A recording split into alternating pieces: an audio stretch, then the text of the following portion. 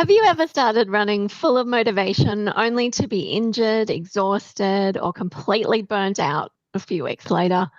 Do you wonder why some runners seem to improve steadily while others struggle to make progress? Could a few simple changes help you avoid the mistakes that almost every new runner makes? Hi, I'm Peita, and welcome to episode number 161 of the Flying RuNR podcast. Starting your running journey is exciting, but it can also be full of challenges. Many new runners make the same mistakes without even realizing it, whether it's running too fast, doing too much too soon, skipping recovery, or comparing themselves to more experienced runners. The good news is that these mistakes are incredibly common, and most of them are easy to avoid once you know what to look for. Building a strong running foundation isn't about being perfect from day one. It's about developing good habits that keep you healthy, motivated, and enjoying the process. Tonight, we're discussing the most common mistakes new runners make and sharing practical tips to help you steer clear of them. We'll talk about pacing, consistency, recovery, footwear, training expectations, and the importance of listening to your body. Whether you're training for your first park run, building towards a 5K, or simply trying to make running a regular part of your life, this episode will help you avoid the pitfalls that catch so many beginners and set you up for long-term running success. As you know, we love running and sharing our adventures of running around the world. We are the only podcast with 5 7-star world marathon major runners, and this is the Flying RuNR podcast. Are you ready to run? Let's go.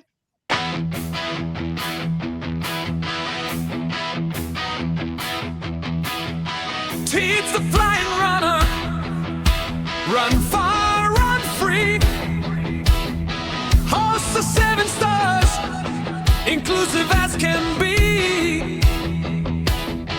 It's the Flying RuNR for you and me. Welcome back. Well, tonight I'm joined by our regular co-hosts, Tony, Tim, and of course Lucia, who's been away for a couple of weeks. Tara's having a night off tonight for some rest and recovery. But let's start with you, Lucia. Welcome back. How have things been for you over the last couple of weeks?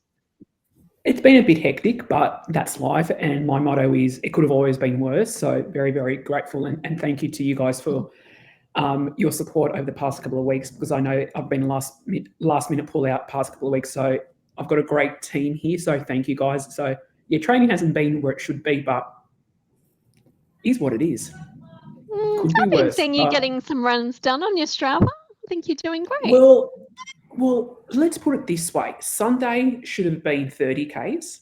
I was very limited in time, and I may have slept in a little bit, but I still got a good 15K running, so happy with that. That's true. And you know people at Sydney Marathon on the pacing team that can help you get through, so you're in very good hands, don't you worry. Wonder who that could be. I don't know. Oh, dear. Tim, how about you? How has your running week been? It's been a good week this week for us. We've recovered well out of our half marathon on the Sunshine Coast. We've done a couple of midweek runs each. On Saturday, we caught up with some good friends of ours, Mark and Kylie, who were up from Sydney. So we met them down here on the Gold Coast. We went to Yarra Bilba Park Run, 3.5 laps, and a fun little course. Half of it's downhill, half of it's uphill.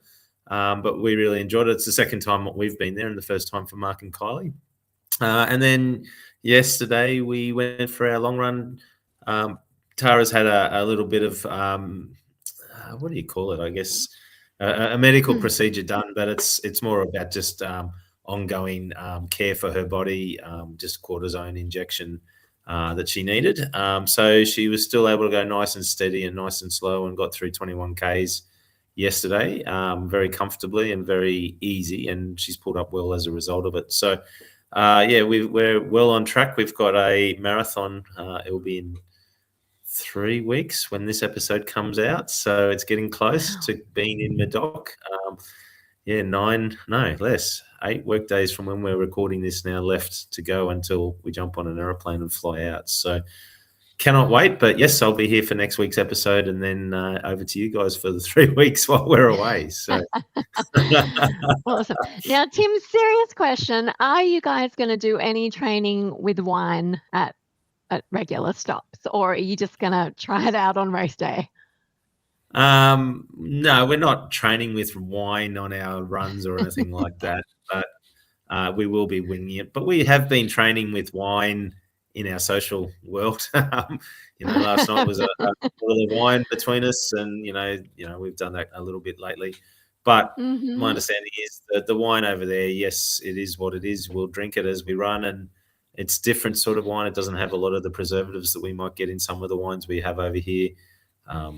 It'll be a bit warmer. It'll be a little bit more of a merry situation with a lot of other people celebrating and having a good time. So we just want to come in at 6 hours, 29 minutes and 59 seconds, and that's all that matters. And if we can walk the last 25 Ks, then we'll walk the last 25 Ks and just have a good old merry time. And that's really what it's about.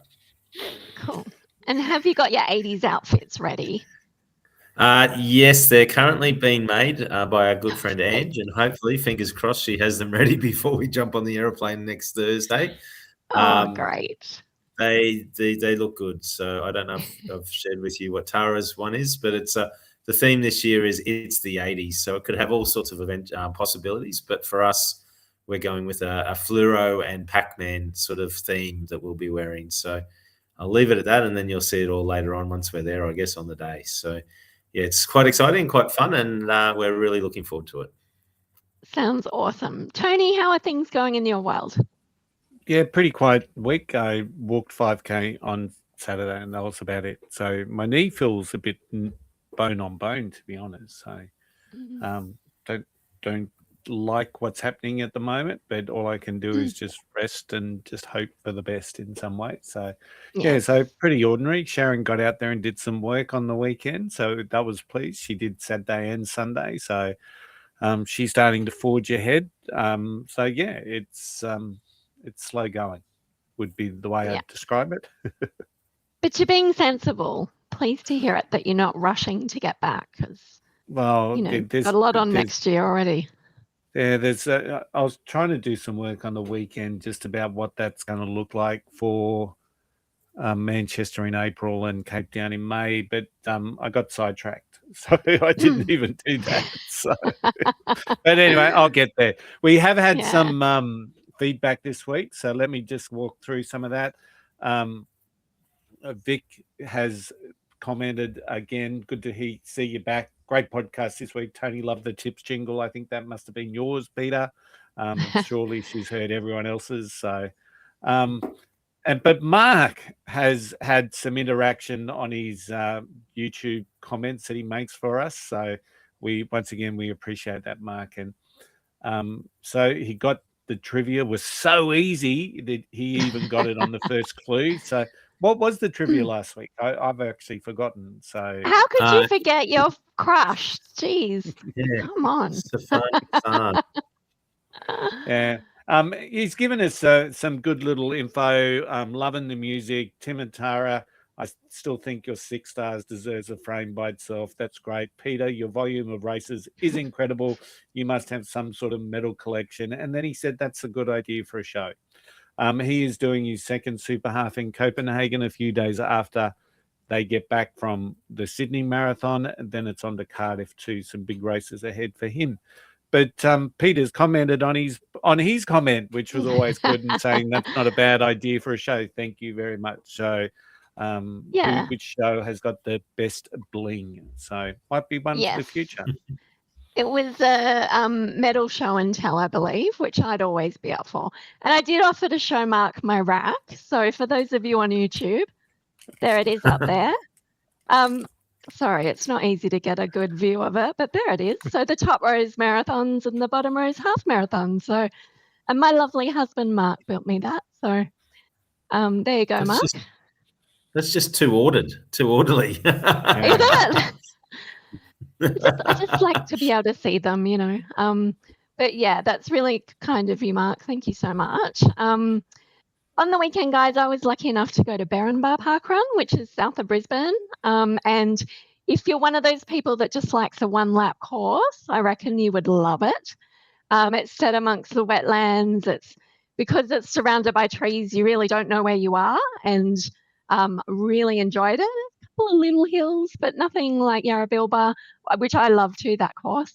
But the event director there, Brendan, is just so welcoming and friendly and really understands what parkrun is all about.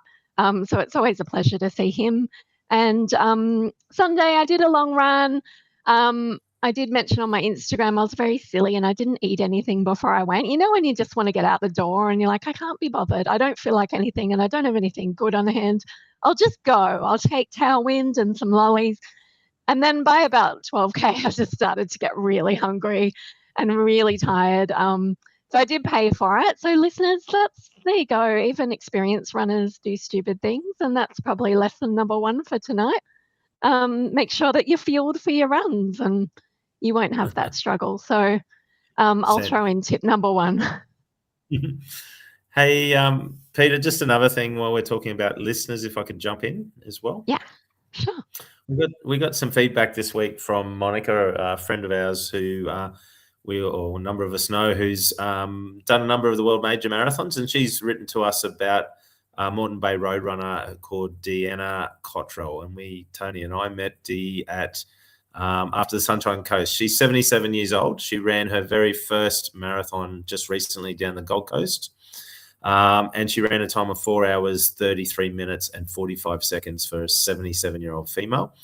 That gave her the winning time in her age category, and it set her as the 18th fastest runner in her age category in the world. And she's currently ranked as the number 1 Abbott's World Marathon Majors person in her category in Australia. So she's run 1 marathon. She's run an amazing time. She's now looking to secure a place in Boston, which she's working through at the moment. Obviously, you've got to go through the ballot and all the rest of it, but given her time, it is well inside the Boston qualifying time and given her position. So she's on her way there, and they're doing a bit of a fundraiser to raise money for her. We're not suggesting we raise money, but it's all about just keeping an eye out and promoting our people out there that are having a good time out there. So Dee, and also thanks to Monica as well, good luck with everything. And if any of our listeners are interested in following Dee, her details are, it's Dee Cotterell. You should be able to find her through the Gold Coast results and be able to track her if she goes into Boston, and we'll keep an eye on her as we go forward as well. Awesome. Is that Monica and Brian? It would be, yes. Brian's Monica. Hello, Brian. Just a special hello for Brian. All right. Thanks, guys. Just for our listeners, Brian sits down every Friday night and watches the live video or the video of us online, so on YouTube. So, hi. Yeah. Awesome. Well, let's get into trivia for this week, and we have a special guest contributor. Filling in for Tara is Tony this week. So, Tony, can you give us your first clue? I certainly can. My trivia is a place. I am a place where you can run, walk, cycle, or simply sit down and question your life choices. Planet Earth? Could be. Yeah. That narrows it down, Tony. All right. I'm thank you for that. hoping you start to think it could be the Team Ellis happy place that they talk about. It could be Gold Coast Marathon in the hot tub. It could be all manner of places, but that's clue number 1. All right. Thank you, Tony. Now let's go to the news.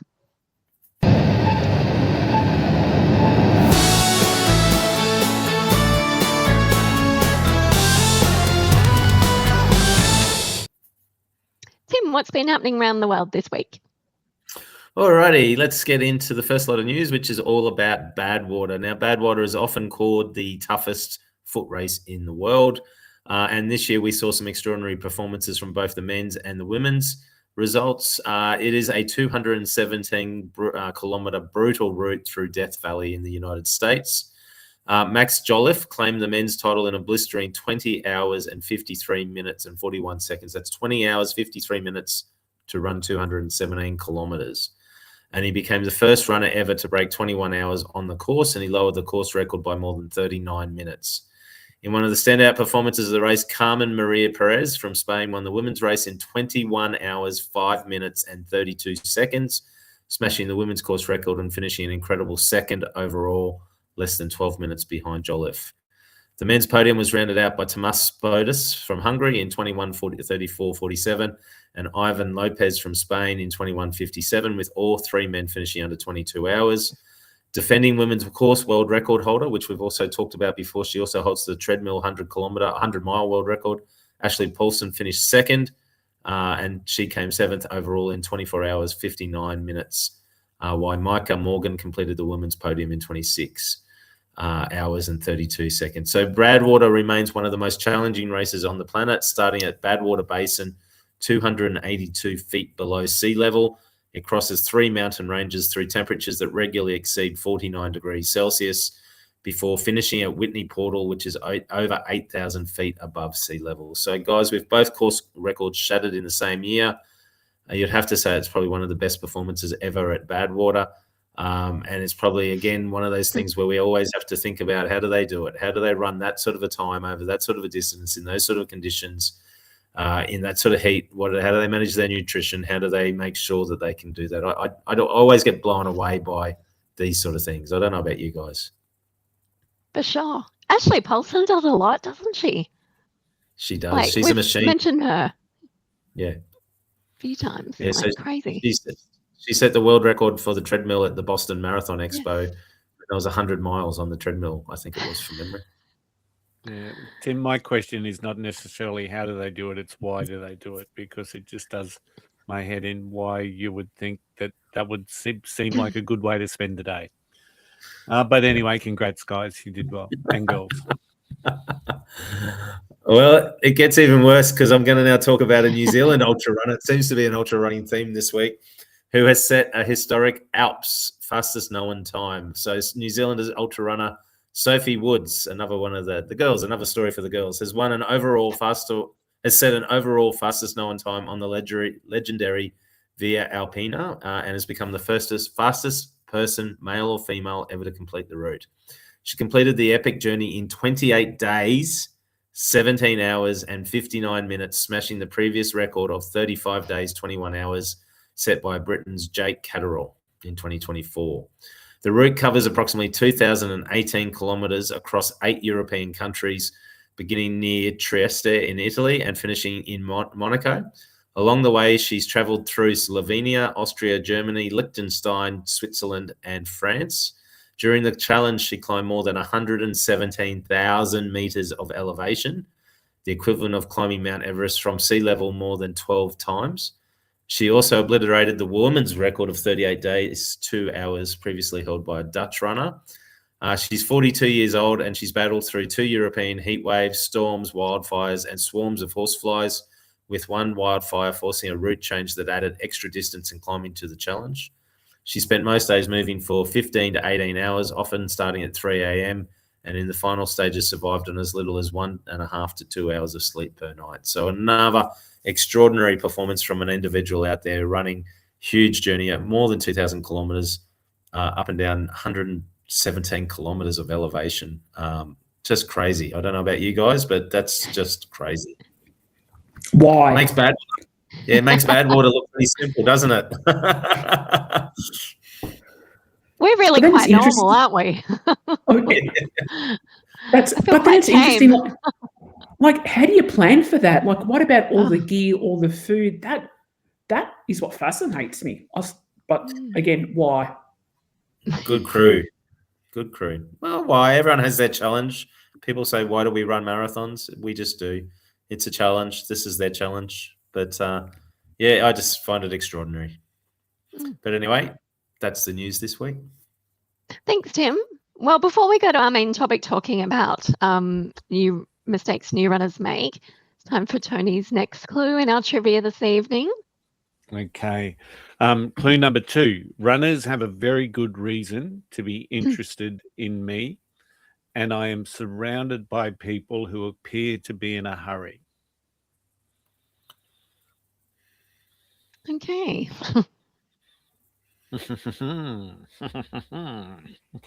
He's being cryptic.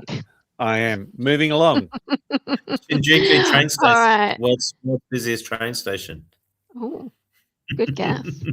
That's the start He's not line going for to tell the. us. It is a fantastic guess, but it's wrong. Oh. All right. Could be. Well, Yeah.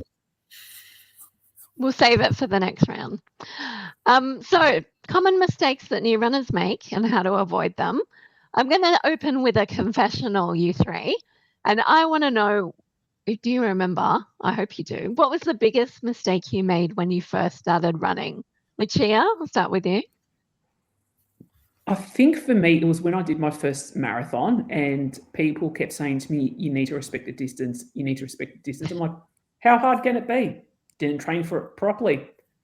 And I felt it. So I think for me, not respecting the distance early on in my marathon journey was certainly a smack in the face and a mistake I've never made again. Yep, good one. Tim, how about you? I'm just trying to think back. It's probably shoes. I had a lot of calf issues early on, and it wasn't really until I saw Nick, our podiatrist, and really got some good advice before a lot of those calf issues started to ease up a lot more for me. So yeah, probably running in the wrong types of shoes and running in shoes that weren't right for my body and my feet. Yep. Tony? For me, I think it was more about just thinking that I could just get out there and run and not give it too much thought. So I did no research. I didn't ask anyone. I just thought that I would still have a 16-year-old body and get out there and run, and it would all come back to me. That's probably my biggest mistake. Yeah, I'm sure you're not alone there. I think like Tim, I did the shoes thing as well. I remember clearly going and buying my first proper pair of running shoes. And that was when I was already up to about a 13K race. So I think before that, I just wore like gym shoes or sneakers of some sort. I didn't know there were actually shoes for running. So I'm probably lucky I didn't get injured. But also with the gear, I remember doing my first couple of 5K races in cotton. Like I didn't know that activewear really wasn't a thing in 2012. But I remember wearing cotton leggings and cotton t-shirt, which of course just soaks up all your sweat. It's not moisture wicking at all. And just feeling really uncomfortable and gross. So it's not like you have to spend a lot of money on these things, but certainly could have done a bit better in that department. So did anyone, your first rookie errors, did that lead to any bad circumstances, or did you largely get away with it, would you say? I think I got away with it. You did? I had lots of I've always had lots of calf issues, and I put it down to the fact that I just started poorly. So yeah, my calf issues were the same. I think it was the shoes to begin with. Well, I know it was the shoes, but I didn't know. I just, like most people, thought the shoes I was in were the right sort of shoes. I was probably loading up too much because once I got into running, I fell in love with it and wanted to do more with it. And as a result, I was putting more load and more stress down onto those calves, and they were knotting up and getting sore and tearing and doing all sorts of weird things. So, yeah, it was probably there was some mistakes. It took me some time to work it out, and talking to some people that knew a thing or two about it pointed me in the right direction and got me to the right person that I needed to see to get the problem fixed. Still get those issues, but nowhere near as bad as I used to, and it's usually a sign that it's time to throw the shoes out and get another pair of the same shoe, but I've overused that shoe. Yeah. I think, guys, a lot of runners, even before they start, might think, no, I don't want to run. Running is too hard. I think a lot of beginners feel like every run should feel hard or you're not doing it properly. Luch, how would you explain easy pace to a new runner to try and get them not to push so hard? The way that I talk to people about it is I don't give it like a number, like let's say 7-minute Ks or 5-minute Ks. I'm like, go by the effort. How far, like if you want an easy effort, do it at your 5 out of 10. Don't worry about others. So, and I do it based on how they feel. It's called the perceived, there's actually to perceived. Yeah, RPE. That's the one. And trying to get people to understand that, and that changes the mindset because when I used to go to run club, like the coaches would always say, do it at your 5K pace or your 10K pace. Some people may not know what that is. So it's like, so whereas I say, if you want it easy, 5 out of 10. If you want it a bit harder, you're 7 out of 10, and don't worry about others. So that's the way that I get the message across to people. Yeah, Tim, why do you think so many runners struggle to slow down? Because I think it's one of those things where you feel good, so you want to keep going, you want to keep bettering yourself. You want to, like we talked a little bit about it last week as well, but there's a little bit with new runners where you do compare yourself to others. You do want to join in with the rest of the crew. You do think, okay, well, last week I run 1 kilometre, therefore I should be able to run 2 kilometres this week. And so they push harder rather than slowing down, thinking that pushing harder will get them fitter, get them stronger, get them to the 2Ks quicker.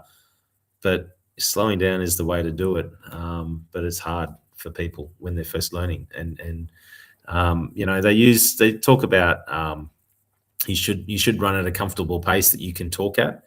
I'm not a big fan of that, because I can quite often feel quite comfortable, but then I start talking and I'm actually breathing quite heavily.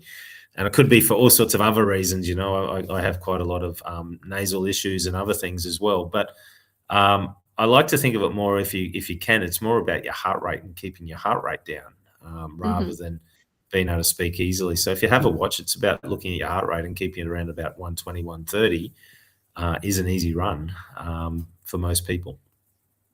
It's an easy walk for me. Not even a run, but you know. But if you're Tony, do you have a favorite way? Sorry to interrupt you. Yeah. Say you didn't have a watch yet because you don't know about Garmin's and Coros yet. Tony, how would you recommend a runner can judge their pace and whether they're pushing too hard?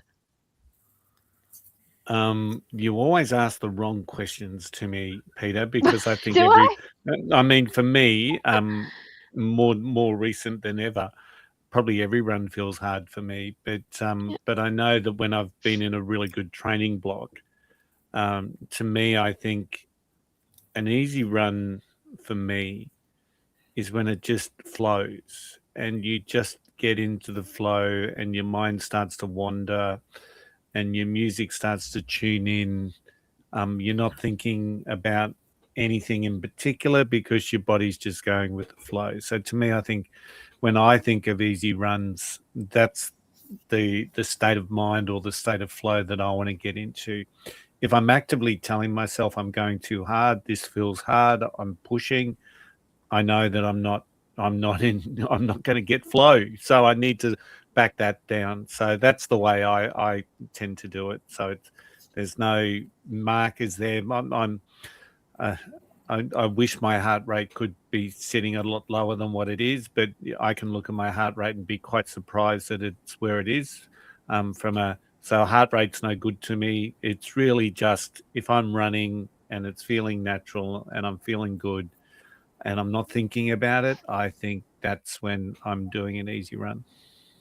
Yeah, it's great when you get into that flow state, isn't it? Like it doesn't happen all the time, but hasn't happened for a long time, Peter, can I tell you? It's great when you're just running along and you forget what you're doing and it's effortless and you can meet the challenge and all of a sudden you're brought back into consciousness and you think, oh, okay, I'm actually still running. Like you almost forget what you're doing. It's blissful. A couple of the park runs that I've done, I've actually felt quite effortless and in the flow and then been really quite surprised at the time at the end of the day too. So those sorts of things can really benefit you. You'll get back there. Don't you worry. No, I know I will. I just got a lot of time on my hands at the moment.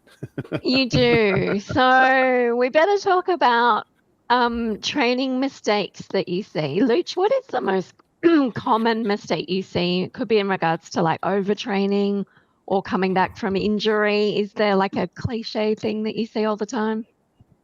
I think one thing that's becoming more and more prevalent is that people aren't running smart, and that encompasses a few different things.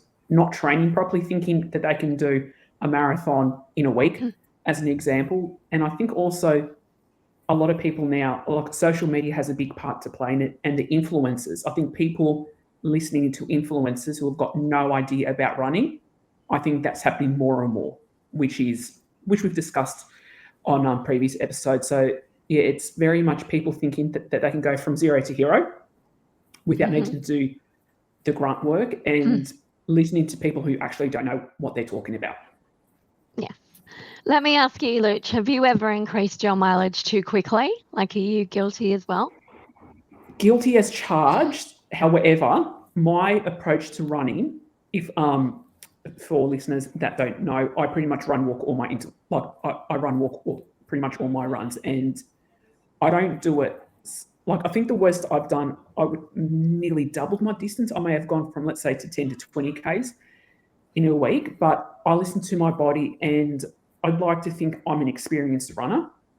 Maybe I don't do things the right way, but it works for me. So I think people who don't have that experience think that they have to jump quickly. So I'm guilty of it, but I've been smart about it. Yeah. But I think that comes from consistency and years of actually doing it. And I think that's one of the issues. Tara and I aren't training very hard for this marathon that we're doing in a couple of weeks' time, but we have a lot of fuel in the tank, if you want to say that, or experience from training for Gold Coast earlier on and training all the other marathons. There's a lot of muscle memory there. Yeah, we're not going to go super fast and we're not going to set a record on this, but we're not training for a record either. We're just training to get through it and have fun. And I think as you get older, the more you do these things, the more your body toughens up and hardens up and just becomes used to it. So you can go 1 week and do a 10K long run, and the next week go and do a half marathon, and get through it if you're smart with how you do it. I think for new people coming in, though, they don't have that toughened body, and they need to build that consistency into their daily and weekly and monthly and yearly sort of habits, so that over time that consistency will build a toughened up body that can be a bit more resilient as it goes on. But as a newcomer, you don't have that hardened body, so you have to build it in another way, and that's just hard slog of training every week and being consistent and getting out there and doing the distance and the miles that you need to do slowly and sensibly. One thing I've been noticing is, mainly because I'm watching Sydney Marathon posts like a hawk, is a lot of people saying, 7 weeks to go, 5 weeks to go, I should start training. And they could be joking, I don't know, but that sort of thing really worries me, that they're not respecting the distance, like you said, but also leaving it so late that you can't possibly build up a steady volume to ensure you have a good day. You can't just turn up and wing a marathon. Well, you and I and Lucia at the moment, and Tony in the past, we probably could. We just wouldn't get the results we wanted. We'd get through it because we've got that toughened body. But for newcomers, you just can't wing it. No, definitely not. Tony, do you reckon runners get any warning signs that will tell them this is a problem, that you're doing too much too soon?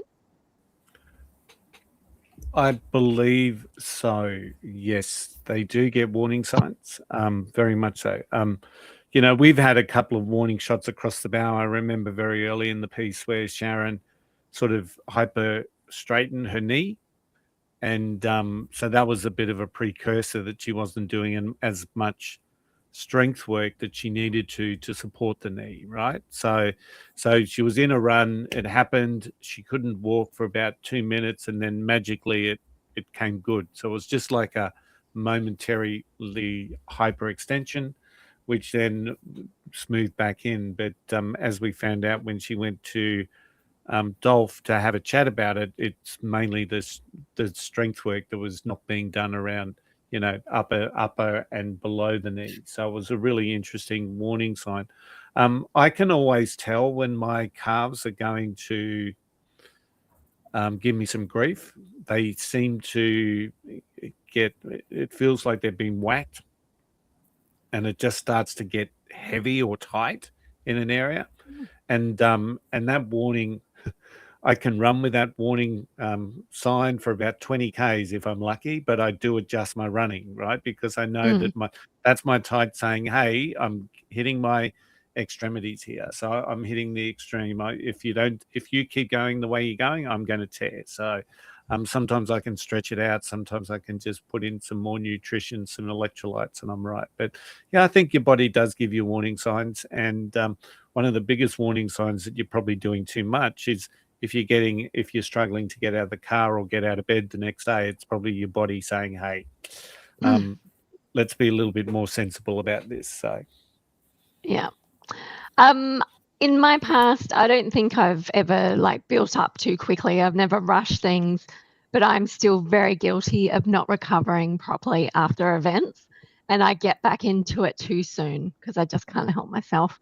And I think last week or the week before, that was a lot, rushing back in and doing a 10K the week after a marathon. And I started to feel a bit tired. And I had 2 people say to me over the weekend, "Are you all right? You look really tired." I thought, even my mum said it to me over the phone, "Oh, you sound really tired." Thanks, Mum. And then I thought, you know what? I actually am really fatigued. And then, I was suffering on my 20K long run, but also because of no food. So I am not good at recovery, guilty as charged, and I should know better after 14 years of running. Tim, what do you think is the most underrated aspect of recovery? Sleep, for starters, is probably the most important one. It's one of those things you need to get good sleep. If you get good sleep, you're healing yourself. I think sleep is number one.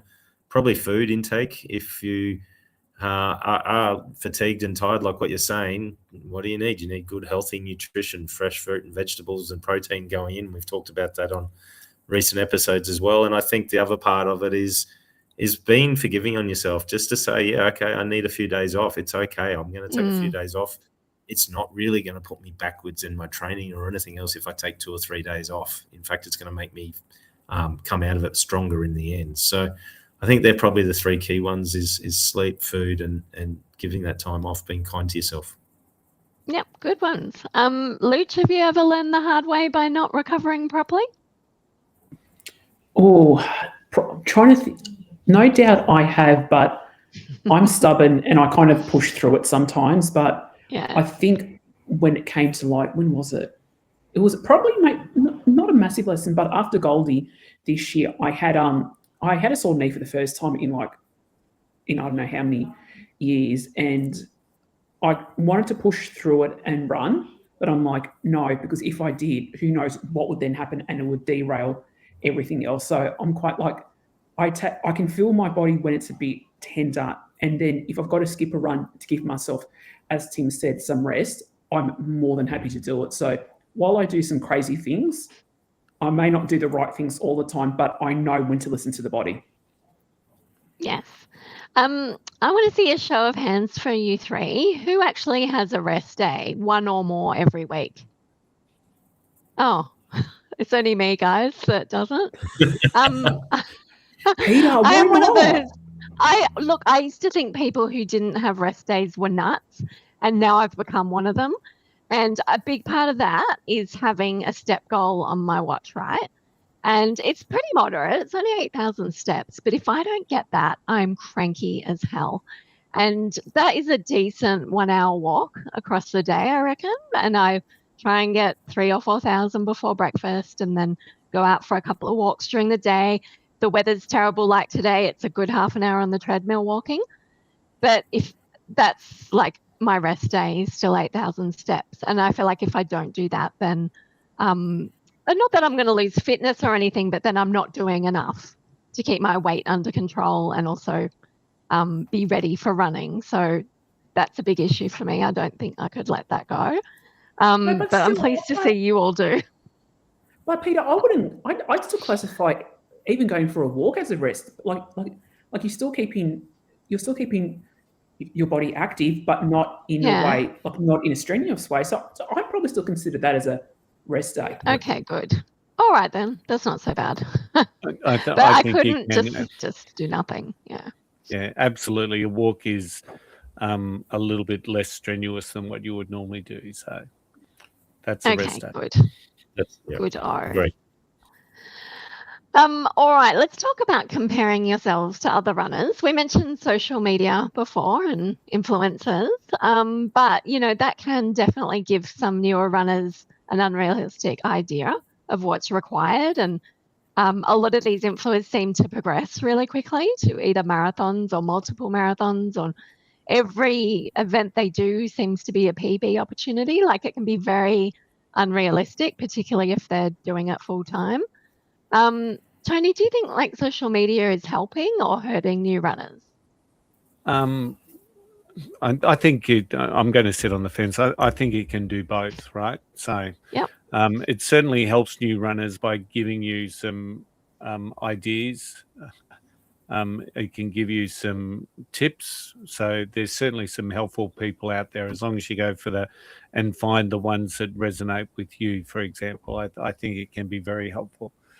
Where it can become harmful is exactly what you were talking about with that comparison. So if you've got an unfair comparison, and I'll go back to when I first started running again with Sharon around 2016, 2017, and I really hadn't run for, a good 10, 15 years at least, right? So my comparison was with myself, right, back 15 years ago, but also with runners that I would see on social media or on YouTube channels that I thought would have been at that level that I was 15 years back, right? So I'm comparing myself, and I'm comparing with my previous self, and then I'm looking at some of these runners and looking at the times that they're doing.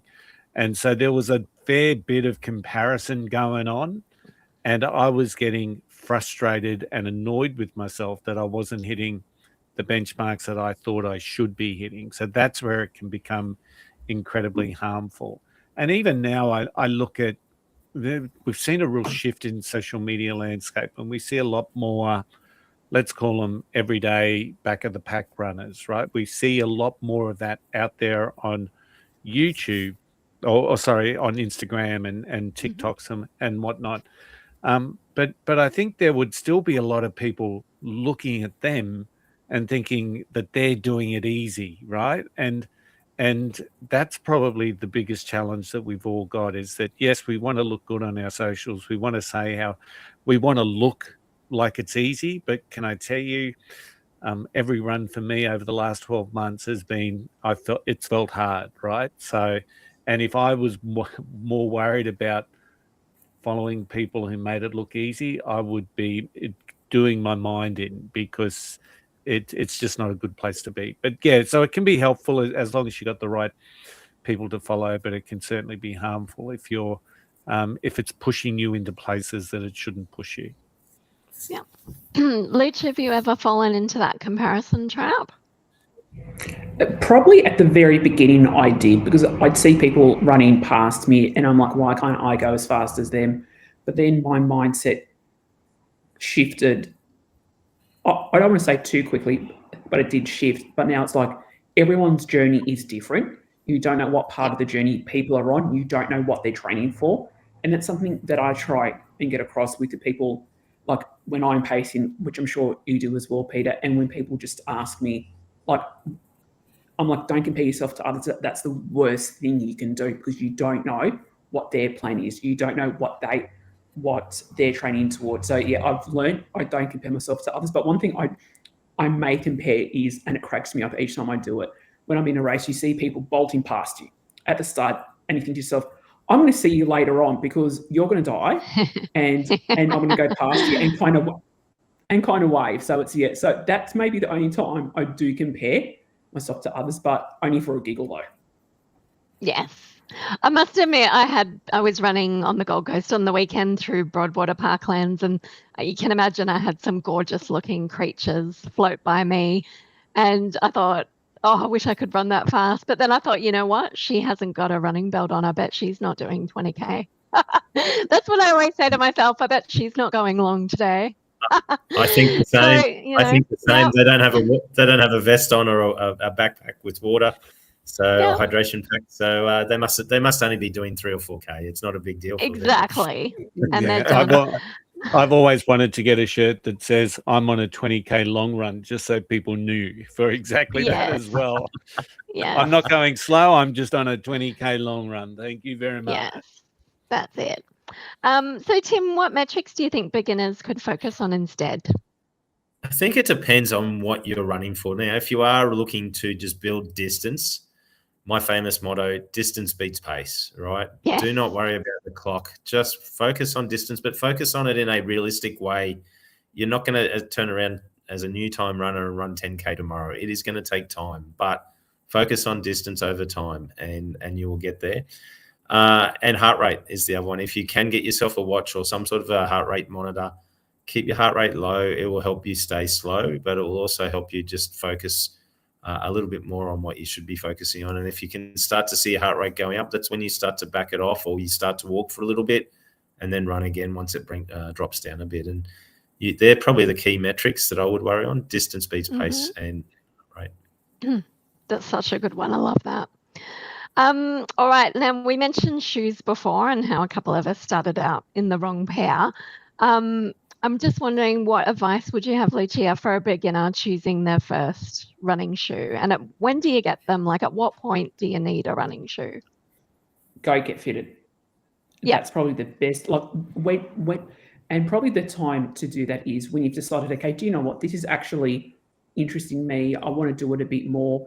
If you consider it a hobby, but a bit more of a hobby as well, don't run in the wrong shoes. Get yourself fitted, and don't go buy shoes which are just pretty, which I am guilty of that. Sometimes I'll go buy shoes which are pretty, but they're generally the styles or a style, because as we know, I do love buying my shoes, in which I've run in previously. But for the first time, go get fitted, because you don't want to run in the wrong shoes, because then if you do that, you could get injuries, and then that's going to deflate your interest in running. So like when you've kind of decided, okay, I like this and I want to keep doing it, go get fitted.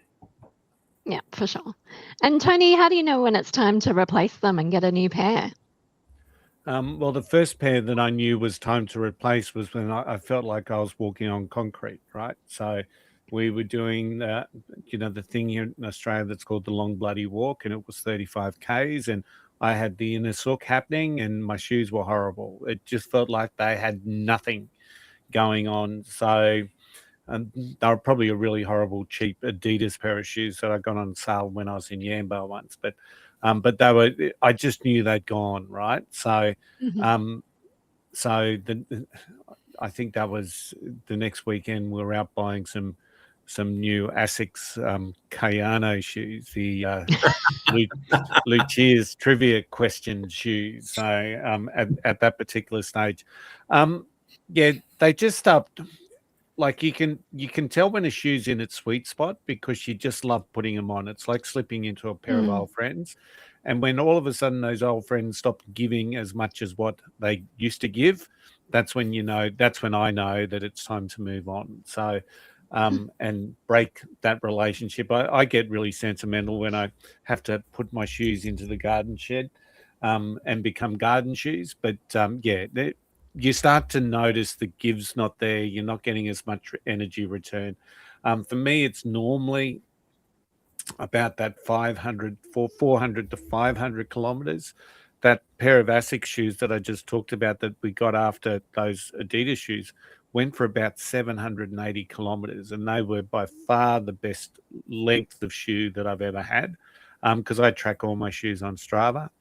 But now if I get 400, 450, 500 out of a pair of shoes, I'm doing well. Yeah. That's to do with the foam technology, Tony. The foam technology 10 years ago was a very different foam than they had. So I used to get 650 kilometers out of a pair of shoes, and now with the more responsive foams in the shoes, you're getting less and less distance. So I've had to drop my mileage down out of a pair of shoes from 650, and I'm generally only getting about 450, 500. I think I've just retired a pair over the weekend that had about 350 kilometers on them, which means you end up paying more. They look like they're brand new too. All the shoes look like they're brand new when you're still retiring them. But just don't get fooled by them looking new. They're actually, the engineering in them is no longer useful for your needs, and you've got to throw them away. Yeah, that's a really good tip to track your shoes too. And lots of apps will let you do that these days, like Garmin and RuNR and Strava. I quite enjoy tracking mine. Helps me keep tabs on them all. But I have sometimes when I really love a shoe too, and I'll wear it till the sole starts pulling apart and little pieces of rubber start coming off, and you think, yeah, it's time for you to go. But yeah, I have had shoes that have dipped out at 350k, so I feel your pain, Tim, and I'm a bit of a scuffer, so that doesn't help. Now I'm going to ask you all a reflective question now. I want you to look deep into your soul and look back. What advice would you now give to your beginner self? Lucia, if you could go back and talk to little Lucia all those years ago, what would you like to tell her now? Focus on yourself. Don't worry about others. Mm-hmm. Tim, what would you say? Keep going. The plan is on track. You'll get there. Yes. And Tony? Leave your ego at the door and don't be a dickhead. Just mildly. All right. We're going to finish up with a quick fire round. You guys haven't had one of these for a while, so I'm going to ask you, we might go Lucia, then Tim, then Tony, because it's clockwise for me. So what's one thing every new runner should stop doing immediately? Luch? Focusing on pace. Mm-hmm. Tim? Comparing themselves to others. Mm-hmm. Tony? I was going to say worrying about anyone else. Mm-hmm. Yeah. And what's one thing every new runner should start doing immediately, Luch? Listening to your body. Mm-hmm. Tim? Finding the fun in it. If you're not enjoying it, then you probably shouldn't be doing it. So find the fun in what you're doing, or you won't last long. Yeah. Tony? Well, Ted Lasso's back on telly, so I would say believe in yourself. Nice. All right. Luch, what would your best piece of advice be for beginners in 10 words or less?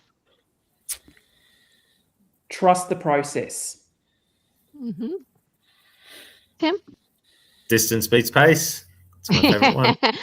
We need to get some T-shirts with that, I'll tell you. Tony? Don't try to become a runner overnight. Become someone who runs. Very good. All right.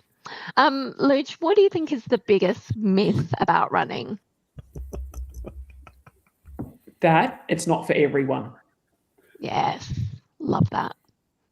Tim? Same theme, but the biggest myth about running is you don't have to be chiseled and have a hard body and be super skinny to be able to run long distances.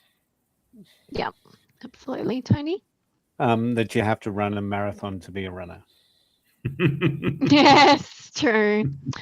And what would you say now, with all your knowledge and years of experience and all the events you guys have done? I think we actually added it up once, but what has been the most important habit you've maintained for this long-term success, Lucia? Consistency. Mm-hmm. Yeah, being true and turning up and being consistent. Yeah. Tony? Always have something to look forward to. So whether it's a race, Yes. a new pair of shoes or something, always have something to look forward to. Donuts, Yeah. ice cream.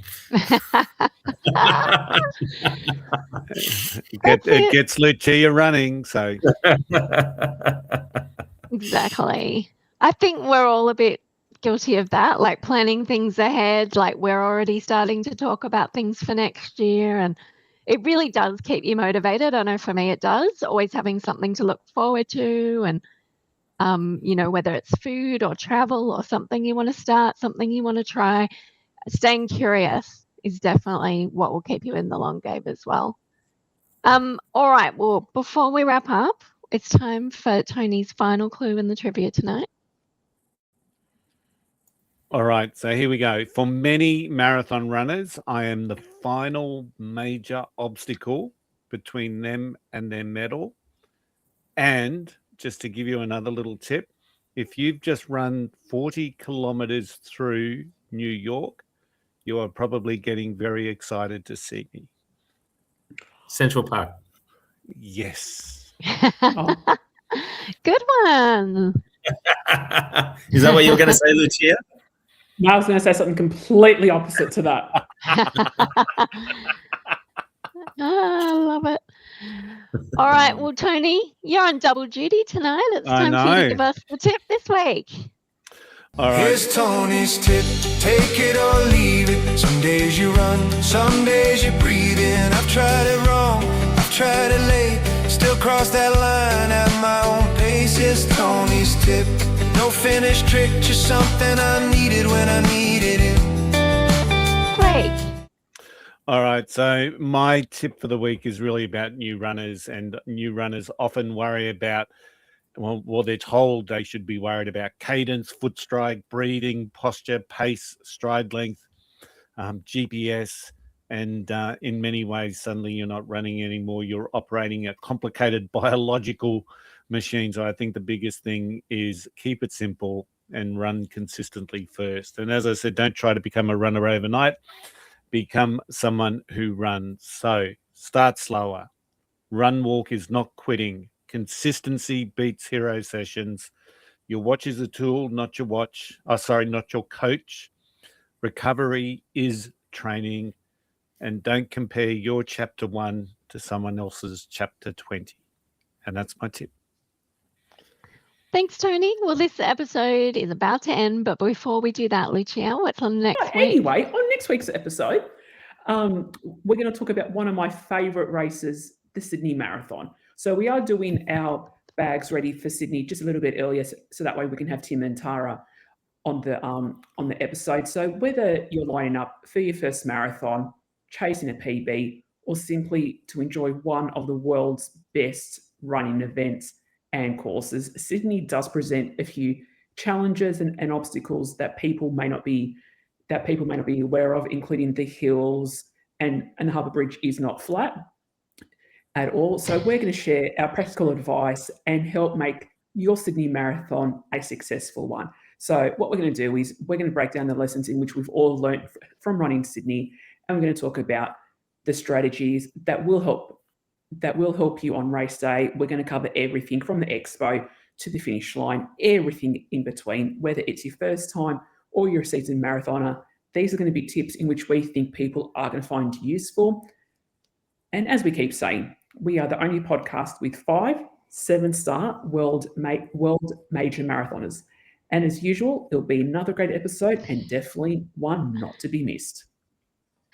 Thanks, Luch. Well, that's a wrap for another episode of the Flying RuNR podcast. A huge thank you to my co-hosts for another great discussion, and to all of you for joining us on your run, walk, drive, or wherever you're listening today.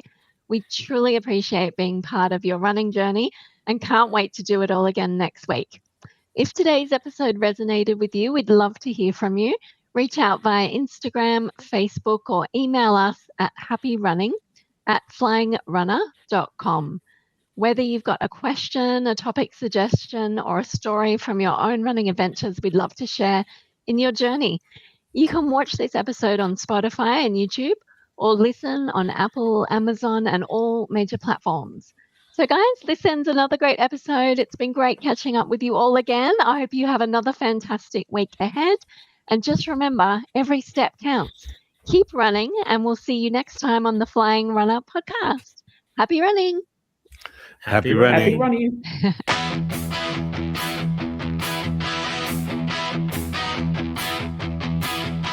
Teach the flying runner, run far, run free. Host the 7 stars, inclusive as can be.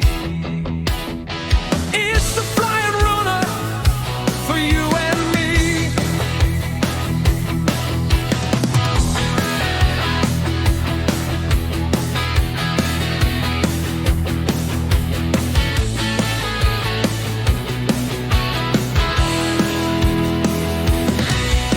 He's the Flying RuNR, run far, run free.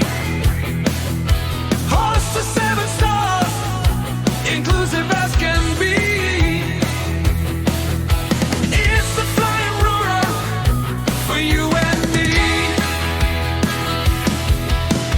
Oh, oh, it's the Flying RuNR for you and me.